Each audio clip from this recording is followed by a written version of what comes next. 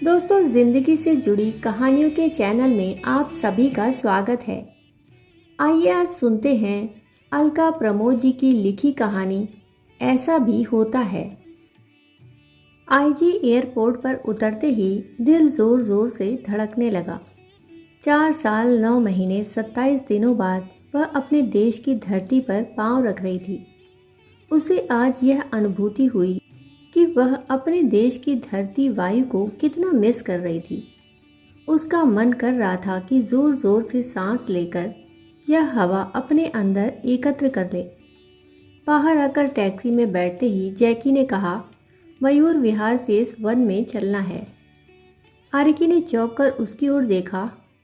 तय तो यह हुआ था कि वो किसी होटल में रुकेंगे, पर उसके कुछ कहने से पूर्व ही जैकी ने सामान टैक्सी में रखा, उसे बैठने का संकेत किया और स्वयं बेटी को लेकर बैठ गया। आरिकी यंत्र चालित सी बैठ गई, पर जैकी के इस निर्णय ने उसे आशंका से घेर लिया। उसे अपनी चिंता नहीं थी, उसके साथ कैसा भी व्यवहार हो वह सह लेगी, पर यदि जैकी का किसी ने अपमान किया तो वह जैकी से कैसे दृष्टि मिला पाएगी। अभी कुछ क्षणों पूर्व यहाँ के एक एक पल को आत्मसात करने की आकांक्षा किनारे रह गई और 5 वर्ष पूर्व के घटनाक्रम उसके मस्तिष्क के पटल पर किसी चलचित्र के समान उभरने लगे। पापा का स्थानांतरण कानपुर से दिल्ली हो गया था। उसने दिल्ली के नामी कॉलेज में प्रवेश लिया था और सतरंगी सपनों में लिपटी उत्साह के पंखों पर सवार कॉलेज पहुंची थी, पर वहां पहुंचकर उसके पंख सिकुड़ गए। वह यथार्थ के ठोस धरातल पर आ गिरी थी। उसके जैसे अति साधारण रूप वाली मध्यम वर्गीय बहन जी टाइप लड़की वहां की आधुनिका धनाढ्य छात्राओं के मध्य अपनी मेधा से प्रवेश भले पा गई हो, पर वह उनके लिए हंसों के मध्य कौवे जैसी ही थी। कुछ अपनी कमियों और कुछ अन्य सहपाठियों की उपेक्षा ने उसे हीन भावना से ग्रस्त कर दिया और वह भूल गई कि वह कानपुर से स्वर्ण पदक पाकर ही यहाँ प्रवेश पा सकी है। ऐसे में उसने स्वयं को अपने खोल में समेट लिया। वह कक्षा में अलग अलग चुपचाप सी रहती।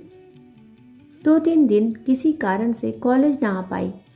संयोग से अगले दिन प्रोफेसर सान्याल ने उससे उसी संदर्भ में प्रश्न पूछा, तो उसने बताया कि वो कॉलेज नहीं आ रही थी। सान्याल सर ने नाराज होकर कहा, तुम प्राइमरी की बच्ची नहीं हो कि तुम्हें यह बताया जाए कि ना आने पर अपने सहपाठियों से पूछकर नोट्स पूरे कर लो। एमफिल करने आई हो और इतनी भी समझ नहीं है। वह सिर झुकाकर खड़ी हो गई। लेक्चर समाप्त होने पर भी वह वहीं बैठी रही। अपमान से उसकी आंखों में आया पानी दिखाकर वह तमाशा नहीं बनना चाहती थी। तभी किसी ने नोट्स की कॉपी और एक रुमाल उसके सामने रख दिया। उसने आंख उठाकर देखा तो एक निग्रो लड़का जो उसी के बैच का था सामने खड़ा था। पहले तो उसे लगा कि वह उसका मजाक बनाने आया है, पर उसकी गंभीर मुद्रा ने आरिकी को अपना विचार बदलने को विवश किया। माई सेल्फ जैक्सन फर्नांडिस कहकर उसने दोस्ती के लिए हाथ बढ़ाया। आरिकी ने उसे हाथ मिलाते हुए अपना परिचय दिया। आज पहली बार इस कॉलेज में कोई अपनी पहल करके उससे बोला था, नहीं तो वह ही सबसे मित्रता का हाथ बढ़ाती थी, पर अभी तक किसी की ओर से ऐसा रिस्पॉन्स नहीं आया था कि वह आत्मीयता के बंधन बांध सके। जैक्सन नाइजीरिया से भारतीय संस्कृति पर अध्ययन करने के उद्देश्य से भारत आया था और विदेशी होने के कारण अलग सा पड़ गया था। शनय शनय जैक्सन और आरिकी अपने अपने अलग टापुओं से एक टापू पर आ गए और एक दूसरे के लिए जैकी और योकी हो गए। पहली बार जैक्सन ने आरिकी को पुकारा तो बीच में ही आर कहकर अटक गया। फिर बोला, आई मीन आर रियोकी। आरिकी अपने नाम के इस विच्छेद पर हंस पड़ी। वह खिसियाकर बोला, तुम्हारे पेरेंट्स ने तुम्हारा इतना कठिन नाम क्यों रख दिया कि कोई बुला भी न सके? क्योंकि उन्हें नहीं पता था कि मेरा कोई तुम्हारे जैसा बुद्धू दोस्त होगा, आरिकी ने हंसते हुए कहा। अच्छा मैं बुद्धू हूँ तो मुझसे दोस्ती क्यों की है? जैकी ने रूठते हुए कहा। क्योंकि मुझे बुद्धू लोग पसंद हैं, कहकर आरिकी ने उसकी नाक पकड़कर हिला दी और दोनों हंसने लगे। कब दोनों एक दूसरे के मात्र दोस्त से कुछ विशेष हो गए वह स्वयं भी न जान पाए। दोनों का ही काम एक दूसरे के बिना ना चलता। एक दिन भी ना मिलते तो सब कुछ अधूरा सा लगता। आरिकी ने कभी सोचा न था उसे भी कोई इतना चाह सकता है और उसका मन भी कभी उसके बनाए बंधनों को तोड़ने की जरूरत कर सकता है। उसके कॉलेज के आधुनिक वातावरण में लड़के लड़की की दोस्ती कोई ऐसी घटना नहीं थी कि सुर्खियों में स्थान पाए, पर एक नाइजीरियन लड़के से भारतीय लड़की की अंतरंगता लोगों को रास न आई। वो लड़के जो पीठ पीछे उसे खुदाई से निकली कहकर संबोधित करते थे, उनका अहम भी चोट खाने लगा। उन्होंने जैकी को आरिकी से दूर रहने की चेतावनी दे दी और जो खुद दिन रात ना जाने किन किन नशे के आदी थे और आरिकी से बोलते भी नहीं थे, उन्होंने आरिकी के प्रति अपनी जिम्मेदारी का भार स्वतः ले लिया और उसे समझाते कि ये विदेशी यहाँ ड्रग्स बेचने आते हैं। पढ़ाई तो बहाना है, इनसे दूर ही रहो। हो सकता है उनके कथ्य में कुछ प्रतिशत सत्यता हो, पर जैकी के लिए आरिकी यह सपने में भी नहीं सोच सकती थी।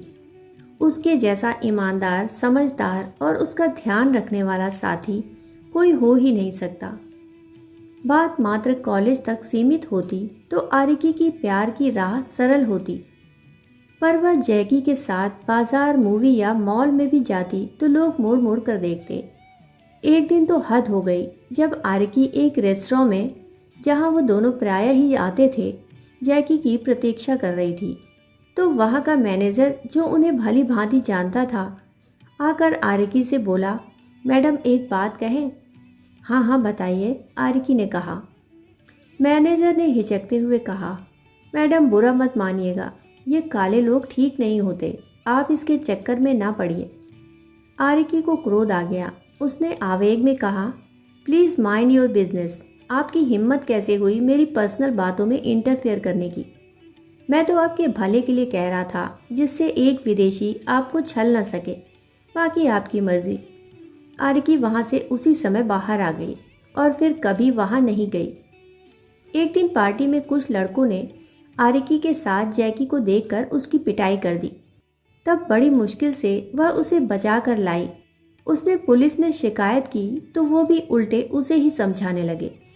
प्यार की पेंग बढ़ाते हुए आरिकी भूल गई थी कि उसका एक परिवार है, पर अब उसे चिंता हो गई थी कि पापा मम्मी मानेंगे कि नहीं। फिर वह स्वयं को समझाती कि वह उसे प्यार करते हैं और उसकी खुशी में अवश्य साथ देंगे। इस ऊहापोह से उबरने के लिए वह जैकी को लेकर घर पहुंच गई और बिना किसी भूमिका के उसने बोल दिया, पापा मैं जैकी से शादी करना चाहती हूँ। उसका यह कथन उसकी उपेक्षा से कहीं अधिक विस्फोटक बम सिद्ध हुआ। कुछ क्षण तो पापा मम्मी और मिहिका हतप्रभ खड़े रह गए। फिर पापा जिस तरह अपनी सभ्यता संस्कार को ताक पर रखकर चिल्लाए और जैकी का अपमान किया, वह आरिकी की कल्पना से परे था। आरिकी ने बोलना चाहा तो पहली बार उनका हाथ उस पर उठ गया।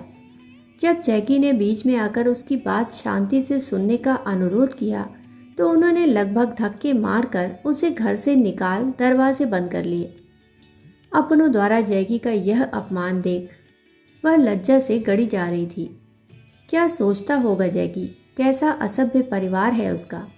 उसने हर उपाय किया, विनती की, रोई, खाना छोड़ दिया, पर पापा टस से मस ना हुए। वह एक विधर्मी विदेशी को अपनी बेटी देने को तैयार ना हुए। भले कई वर्षों से जूते घिसने के बाद भी अति साधारण रंग रूप की बेटी के लिए वह एक वर भी नहीं जुटा पाए थे और उसकी कुरूपता पर दुखी रहते थे। अब वही पापा कह रहे थे, मैं उस काले भुजंग को अपनी बेटी कैसे दे सकता हूँ। मम्मी के रुदन, पापा के आक्रोश और मिहिका की दृष्टि में तिरस्कार ने आरिकी के अंगद के पांव जैसे अटल निर्णय को कुछ क्षणों के लिए हिला दिया। पर जैकी की आंखों में अपने लिए प्यार, चिंता और हर मुसीबत में ढाल के समान खड़े होने के उसके जज्बे ने उसके निर्णय को और भी दृढ़ कर दिया। अपने अतीत के आंचल से निर्दयता से हाथ छुड़ाकर उसने जैकी का हाथ थाम लिया।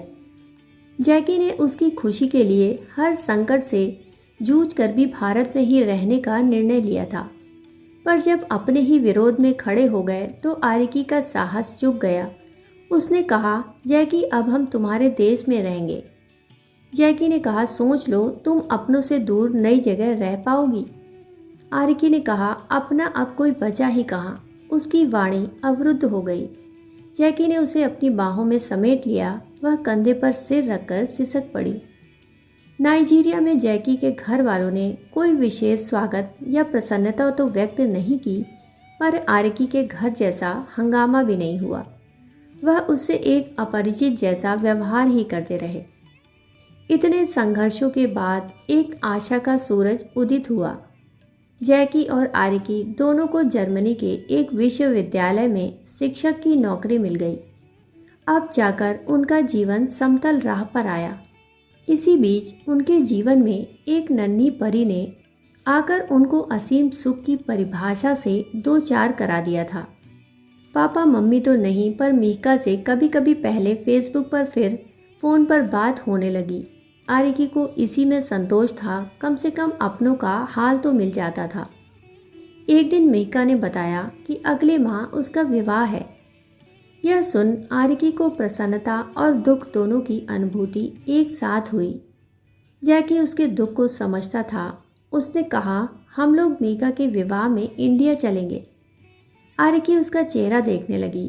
कैसा इंसान है यह, इतने अपमान को भूलकर मेरे लिए वो मेरे घर जाने को तैयार है। पर वह इतनी स्वार्थी नहीं हो सकती।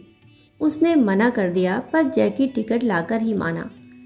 उसे विश्वास था कि पापा मम्मी उनके सुखी संसार को देखकर क्षमा कर देंगे। टैक्सी एक झटके में रुक गई। आरिकी का हृदय जोर से धड़कने लगा। यद्यपि उसने मेहका को सूचना दे दी थी, पर फिर भी पापा कैसे स्वागत करेंगे, यह सोचकर वह घबरा रही थी। जैकी ने उसके कंधों को दबाकर उसे आश्वस्त किया।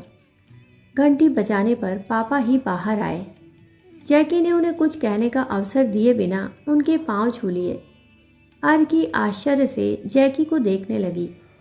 पापा भी कुछ बोल नहीं पाए, बस उन्हें अंदर आने का रास्ता दे दिया। मम्मी नन्ही नातिन को देख स्वयं को रोक नहीं पाई और उसे अपनी गोद में ले लिया। मिहिका से उनके सुखी जीवन का समाचार तो मिलता रहता था, पर आज आरिकी का सुख से दमकता चेहरा उसकी पुष्टि कर रहा था। पापा अभी भी गंभीरता में लिपटा अहम का मुखौटा लगाए थे। मिहिका ने पूछा, दीदी मेरी भांजी का नाम क्या रखा? तो जैकी ने कहा, राधा। यह सुन पापा चौंक पड़े और अहम का मुखौटा अपने आप ही गिर गया। अब राधा पापा के कंधों पर चढ़ी थी और हवा में मिली जुली खिलखिलाहटें तैर रही थी। अभी आप सुन रहे थे अलका प्रमोद जी की लिखी कहानी ऐसा भी होता है।